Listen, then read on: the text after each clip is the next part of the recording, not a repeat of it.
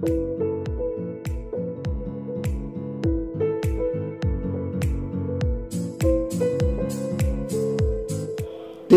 हर अदा है अदाओं का मरकज, तेरी हर अदा है अदाओं का मरकज। वो देखना और रूठना, वो पहलू में से गुजरना, दूर दूर जो रहना और मुस्कुराते रहना। मिलने के वक्त भी नदामत में रहना।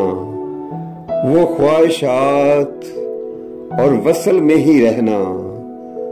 वो शबनमी सी झलक और सजदों में झुके रहना।